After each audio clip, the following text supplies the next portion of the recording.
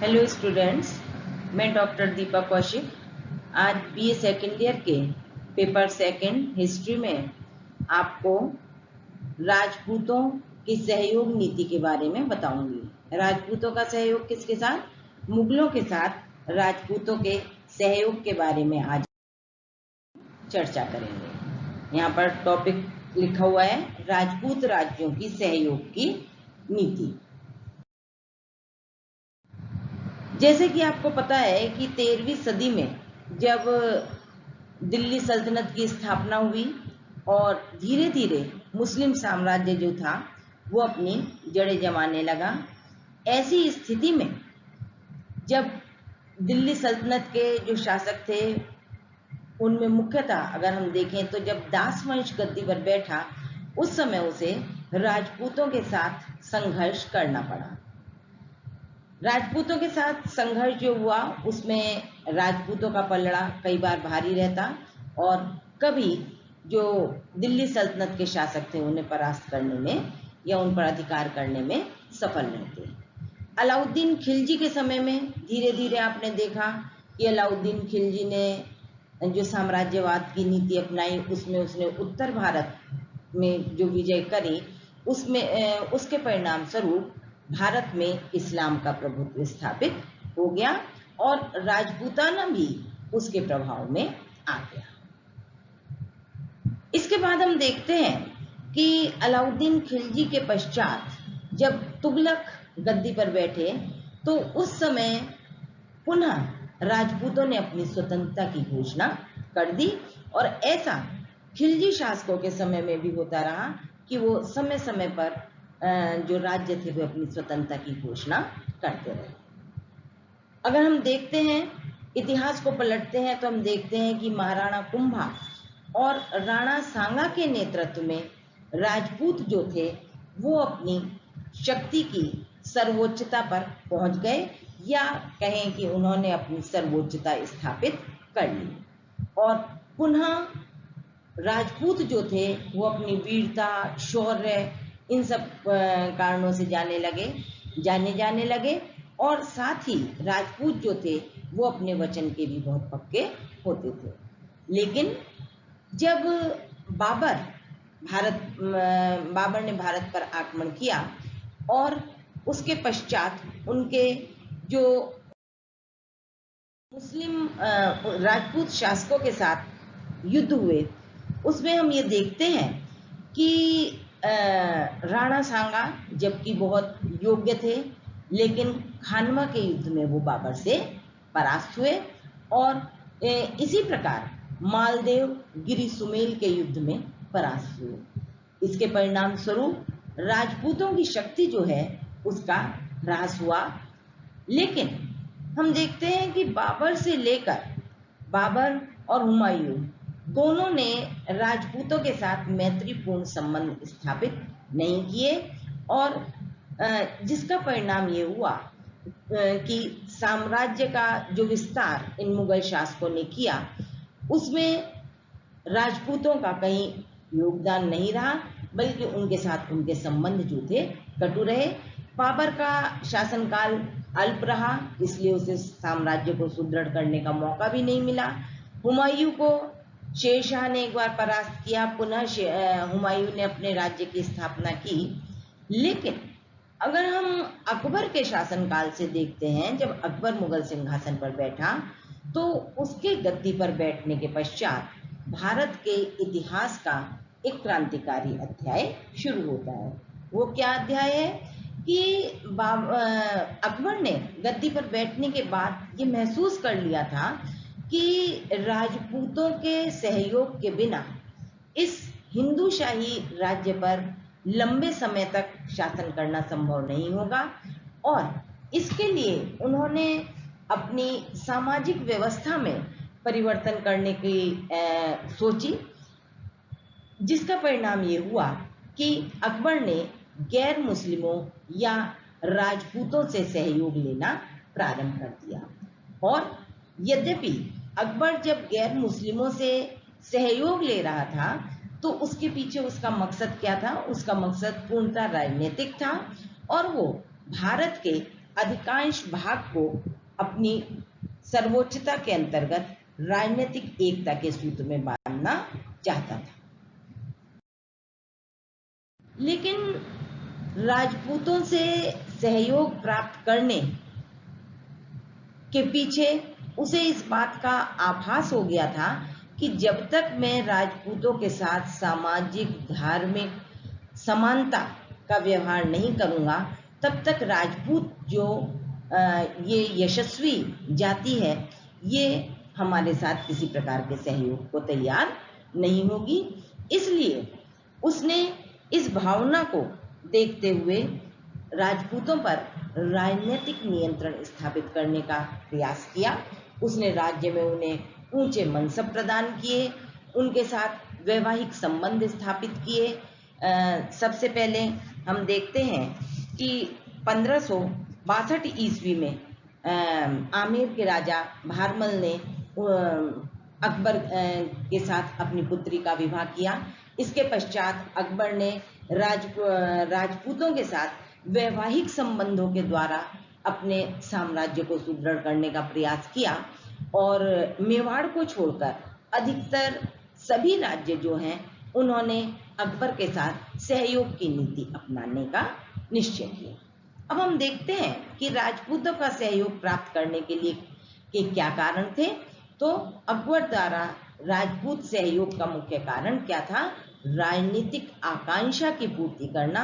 वो जिस राजनीतिक साम्राज्य की स्थापना करना चाहता था, वो इस बात को अच्छी तरह महसूस कर चुका था कि बिना राजपूतों के सहयोग से वो एक यहाँ पर दीर्घकालिक शासन की स्थापना नहीं कर सकता। साथ ही हम जब तुर्कों ने भारत पर आक्रमण किया था, उस समय से ही देखते हैं कि यद्यपि राजपूत वीर थे, अपनी वचन के पक्के थे और युद्ध में अपना सर्वस्व अर्पण करने के लिए तैयार रहते थे, लेकिन इस समय तक राजपूतों में क्या था? संगठन का अभाव हो चुका था और अकबर उनकी इस बात को अच्छी तरह समझ चुका था और वो उनकी आपसी फूट से लाभ भी उठाना चाहता था, जिसमें कि वो सफल रहा। तीसरा कि जैसे कि मैंने अभी बताया कि उसे पता था कि राजपूतों में कौन कौन से गुण हैं, कि वो वीर हैं, विश्वास पात्र हैं, स्वामी भक्त हैं, क्योंकि जिस समय अकबर गद्दी पर बैठा उस समय अकबर को अपने संबंधियों और अमीरों के विरोध का सामना करना पड़ा, क्योंकि उस समय अकबर की आयु काफी कम थी। तो उसे ये लगा कि यदि संबंधी और अमीर उसका विरोध कर सकते हैं, तो क्यों ना भारत में एक ऐसी जाति के साथ अपने संबंध और सहयोग मधुर किए जाएं जो कि हमेशा उसका सहयोग करने के लिए तैयार हो। इसलिए भी अकबर जो था उसका झुकाव राजपूतों की ओर हुआ। फोर्थ पॉइंट हम देखते हैं कि मुगल शासक जब भारत में आए तो उन्हें भारतीय लोग जो थे वो विदेशी मानते थे और जितने भी मुगल शासक जब जैसे बाबर ने भारत पर आक्रमण किया तो वो अपने साथ बहुत से विदेशी सैनिक लाया था। लेकिन जब भारत में एक लंबे समय तक राज्य करना है, उत्तर दक्षिण भारत पर अधिकार करना है, तो बहुत लंबे समय तक ये संभव नहीं था कि विदेशी सैनिकों का सहयोग लेकर आक्रमण किए जाएं। इस चीज को अकबर ने समझा और अकबर को ये पता था कि जब राजपूतों का सहयोग उसे मिल जाएगा तो उसे साम्राज्य के विस्तार में किसी प्रकार की परेशानी नहीं आएगी और आम जनता जो कि अभी तक मुगलों को विदेशी समझती है, उस चीज से भी उसे छुटकारा मिल जाएगा। तो इसलिए भी उसने राजपूतों का सहयोग प्राप्त करने का प्रयास किया। अब नेक्स्ट पॉइंट आता है कि मुस्लिम अमीर और संबंधियों को अनुशासन में रखने और नियंत्रण में रखने के लिए, जैसा कि मैंने अभी भी आपसे जिक्र किया था कि अकबर के राज्याभिषेक के समय जब अकबर को गद्दी प्राप्त हुई तो सरदारों ने और उसके संबंधियों ने किस प्रकार उसका विरोध किया था, या हम देखते हैं हुमायूं के समय में भी उनके भाइयों ने कामरान वगैरह ने कैसे हुमायूं का विरोध किया था। तो इसलिए राजपूत सरदारों के बीच संतुलन बनाए रखने के लिए भी ये आवश्यक था कि वो राजपूतों के साथ मैत्रीपूर्ण संबंध स्थापित करें। फिर अगर हम अकबर के बाल्यकाल पर नजर डालते हैं तो हम देखते हैं कि अकबर का जो जन्म हुआ था एक राजपूत परिवार में हुआ था, अमरकोट में, और उसकी जो माँ हमीदा बानो थी वो उनके पिता शिया फकीर थे जो कि उदारवादी प्रवृत्ति के थे। तो ऐसी स्थिति में इन चीजों ने भी अकबर की मानसिकता को या अकबर के विचारों को, अकबर के संस्कारों को प्रभावित किया और उसके मन में राजपूत जाति के प्रति स्नेह और आदर की भावना विद्यमान रही। नेक्स्ट पॉइंट कि अकबर की विचारधारा जो थी, अकबर की जो सोच थी, उस पर उसके शिया शिक्षक अब्दुल लतीफ और संरक्षक बैराम खां का भी प्रभाव पड़ा। इन लोगों का जो दृष्टिकोण था वो काफ़ी उदार था। वो जब बचपन में उसने अब्दुल लतीफ साहब से शिक्षा प्राप्त की तो उनका जो व्यापक दृष्टिकोण था उससे अकबर काफ़ी प्रभावित हुआ और इसका ही प्रभाव आगे चलकर हमें देखने को मिलता है, जिसके कि दूरगामी परिणाम अकबर के लिए भी लाभप्रद हुए। अतः अवसर मिलते ही अकबर ने साम्राज्य विस्तार और उस साम्राज्य के अंतर्गत जिस भारतीय साम्राज्य पर वो शासन कर रहा था उसमें राष्ट्रीय एकता स्थापित करने के उद्देश्य से इनके साथ मैत्रीपूर्ण संबंध स्थापित करने की सोची और उसमें वो सफल भी हुआ। अब ये संबंध जो थे वो किस प्रकार समानता के या सहयोग के रहे कि उसने उन्हें उच्च मनसब प्रदान किए, धार्मिक स्वतंत्रता दी, वैवाहिक संबंध स्थापित किए, राजपूतों को दरबार में हाजिरी ने, जो ऊंचे राजपूत थे उन्हें दरबार में राजा के सामने उपस्थित नहीं होना पड़ता था। इस प्रकार कई ऐसे कार्य थे जिसके कारण अकबर को राजपूतों का सहयोग प्राप्त हुआ। लेकिन आगे चलकर हम देखते हैं कि ये जो मुगलों की राजपूतों के साथ सहयोग की नीति थी जहांगीर के समय में तो लगभग इसी तरह रही, क्योंकि अकबर के समय में महाराणा प्रताप ने अकबर का सहयोग नहीं किया। आगे आने वाले समय में जहांगीर के समय में जो मेवाड़ के शासक अमर सिंह और उदय सिंह थे उन्होंने उसका को सहयोग किया। लेकिन आगे चलकर शाहजहां और औरंगजेब के समय में धीरे धीरे राजपूत सहयोग में कमी आती रही। अब प्रश्न ये उठता है कि राजपूतों द्वारा सहयोग करने के भी क्या कारण थे। तो यहाँ पर हम देख रहे हैं कि राजपूत राजाओं ने जो आपसी सहयोग करने की जो बात सोची उनका कारण क्या था, क्योंकि राजपूतों में आपसी संघर्ष दिन प्रतिदिन बढ़ रहा था। तो आपसी राजपूत राजा जो थे आपसी सहयोग के स्थान पर आपसी संघर्ष को अब रोक देना चाहते थे और इसलिए उन्होंने सोचा कि मुगलों के साथ संबंध मधुर किए जाए। बहुत से जो सिंहासनारूढ़ राजपूत राजा थे वो मुगल शक्ति की का मुकाबला करने में समर्थ नहीं थे। यदि वो ऐसे समय में उनका विरोध करते तो क्या था कि मुगल उन पर अपना अधिकार कर सकते थे और यदि वो उनके साथ मधुर संबंध स्थापित कर सकते थे तो वो एक मित्रवत उनके साथ व्यवहार कर सकते थे। इसलिए जो राजपूत थे उन्होंने उनके साथ मैत्रीपूर्ण संबंध करने की सोची।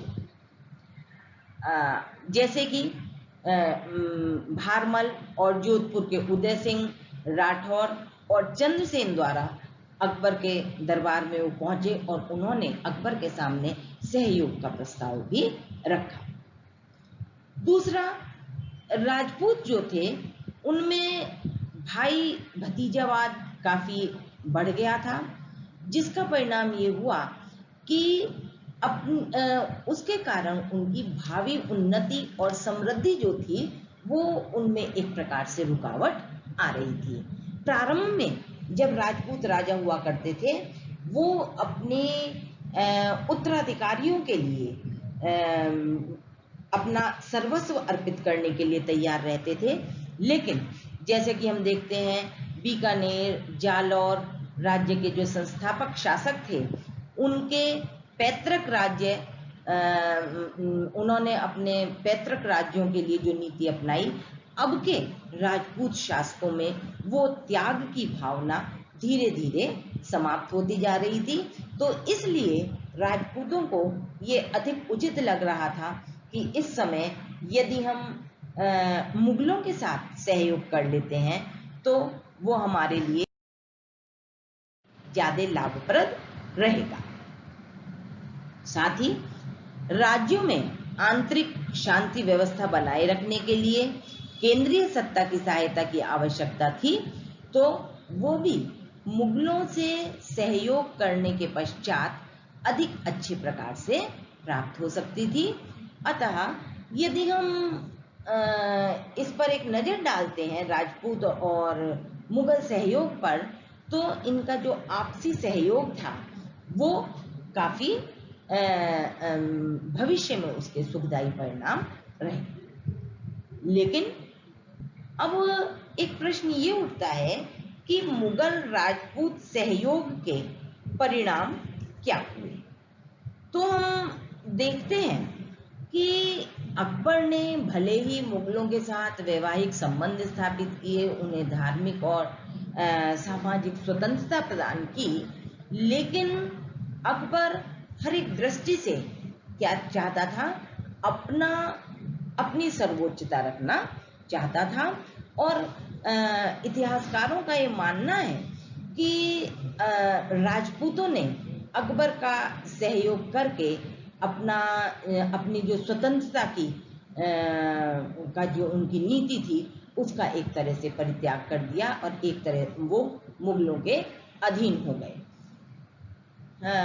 अब यहाँ पर हम देखते हैं मुगल राजपूत सहयोग के परिणाम क्या हुए कि धीरे धीरे सभी राजपूत घरानों ने मुगलों की सर्वोच्चता स्वीकार कर ली, केवल जैसे अकबर के समय में मेवाड़ के अतिरिक्त। अब राजपूत शासक मुगल साम्राज्य के आधार स्तंभ बन गए। और लेकिन जैसे कि मैंने अभी आपसे जिक्र किया कि यदि हम बारीकी से देखें तो राजपूत राज्यों की सदियों पुरानी स्वतंत्रता का अंत हो गया, क्योंकि अकबर का राजपूतों से सहयोग समान स्तर का सहयोग नहीं था, अपितु ये किस तरह का था, अधीनस्थ सहयोग था। वो जहां आवश्यकता होती थी, वहां जहां युद्ध के समय राजपूतों को भेजने की आवश्यकता होती थी, जैसे कि हम भारमल के बाद देखते हैं भगवंत दास के बाद देखते हैं मान सिंह, इन्होंने किस प्रकार अकबर की सहायता की, या आगे चलकर बीकानेर के राय सिंह वगैरह का इतिहास देखते हैं कि इन्होंने अकबर का सहयोग किया। तो जहां पर ये सहयोग करते थे और इनके सहयोग के परिणाम स्वरूप अकबर को या मुगलों को विजय प्राप्त होती थी, वहां तो इनका सहयोग जो था वो प्रशंसनीय होता था। लेकिन कुल मिलाकर देखा जाए तो इससे मुगलों की जो सदियों पुरानी स्वतंत्रता थी उसको आंच तो आई ही, और अकबर राजपूतों के साथ अधीनस्थ सहयोग की तरह व्यवहार करता था। और इसका आगे हम देखते हैं कि दोनों पक्षों के जीवन एवं संस्कृति एक दूसरे से प्रभावित हुए और उनमें मुगलों के साथ साथ राजपूताना की प्रांतीय एकता का भी बीजारोपण हुआ। प्रांतीय एकता का बीजारोपण किस प्रकार हुआ कि जब अकबर जो था उसने राजपूताने के समस्त राज्यों को, जब विविध राज्यों को अजमेर सूबे के अंतर्गत रखा, इसके परिणाम स्वरूप क्या हुआ, प्रांतीय एकता का उदय हुआ। और ये प्रांतीय एकता न केवल उनके लिए, मुगलों के लिए, बल्कि राजपूतों के लिए भी फायदेमंद सिद्ध हुई। इसी प्रकार जब राजपूत मुगलों के साथ सहयोग करने लगे, मुगलों के साथ निरंतर होने वाले युद्ध उनके रुक गए, तो उससे क्या हुआ कि साम्राज्य में शांति स्थापित हो गई। और जब साम्राज्य में शांति स्थापित होती है तो उसका परिणाम क्या होता है, उसके बाद राज्य जो है वो आर्थिक दृष्टि से समृद्ध होने लगा। सांभर झील में नमक बनाया जाने लगा और वो जो नमक था वो दूरस्थ क्षेत्रों में जाने लगा। साथ ही यहाँ से जो व्यापार के माध्यम से एक स्थान से चीजें दूसरे स्थान को जाने लगी, जिसका परिणाम ये हुआ कि राजपूतों के राजस्व के साधनों में भी वृद्धि हुई। इसके साथ ही राजपूत मुगल सहयोग के परिणाम स्वरूप दोनों के सामाजिक जीवन में भी परिवर्तन आया। खान पान वेशभूषा में दोनों एक दूसरे से प्रभावित हुए। अकबर के समय में जो पगड़ियाँ प्रचलित थीं, जैसे मेवाड़ में अटपटी पगड़ी का प्रचलन था, उसके बाद अमरशाही पगड़ी आ गई। इसी प्रकार जो उनका पहनावा था, राजपूत जो थे वो मुगलों के समान पहनावा पहनने लगे। और दूसरी तरफ मुगल जो हैं वो भी राजपूतों के रीति रिवाज, खान पान, इन सब चीज़ों से बहुत प्रभावित हुए और उन्होंने इन चीज़ों को अपनाया। इसके अतिरिक्त कला और साहित्य के क्षेत्र में भी इसका प्रभाव पड़ा। ये दोनों भी एक दूसरे से अछूते नहीं रहे। मेवाड़, आमेर, जोधपुर, बीकानेर आदि के जो राजमहल हैं, उनकी हम अगर स्थापत्य कला देखते हैं तो उसमें हमें राजपूत मुगल शैली की झलक स्पष्ट दिखाई देती है। साथ ही साथ जब शांति और समृद्धि का साम्राज्य स्थापित हो गया तो उसके परिणाम स्वरूप साहित्य का भी विकास हुआ। तो इस प्रकार हम देखते हैं कि राजपूत मुगल सहयोग जो था उसके क्या कारण थे, उसके क्या परिणाम हुए, और आगे के लेक्चर्स में हम देखेंगे कि किस प्रकार जसवंत सिंह, राजा जय सिंह, राजा राय सिंह और अन्य शासकों ने मुगलों का सहयोग दिया। तो